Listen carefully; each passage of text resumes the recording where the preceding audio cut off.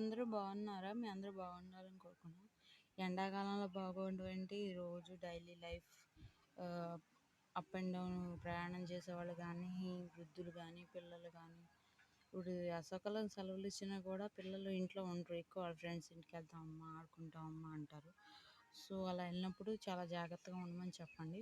First of all వాళ్ళని చెరువుల దగ్గరికి, నీటి కుంటల దగ్గరికి వెళ్ళొద్దని చెప్పండి. ఎందుకంటే ఈత కొట్టాలి, మా ఫ్రెండ్స్ కొడుతున్నారని కుతూహలంతో వెళ్తారు. కానీ వాళ్ళకి తెలియదు కదా ఎక్కడ ఏ ప్రమాదం ఉంటుందో. అందుకని ఇది నా చిన్న సజెషన్ మీ సిస్టర్గా.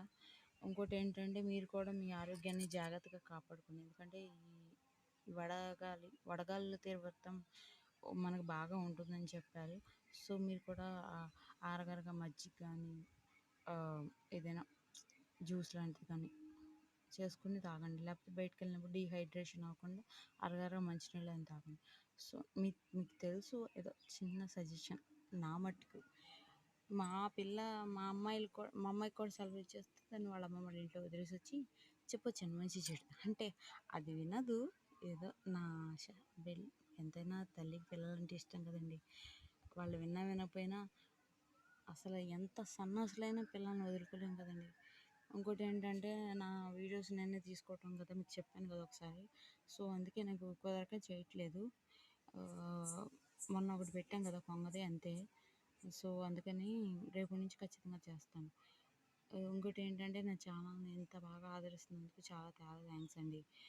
మీ బిజీ లైఫ్లో కూడా నా ఛానల్ని సబ్స్క్రైబ్ చేస్తున్నందుకు, షేర్ చేసి లైక్ చేసినందుకు చాలా థ్యాంక్స్.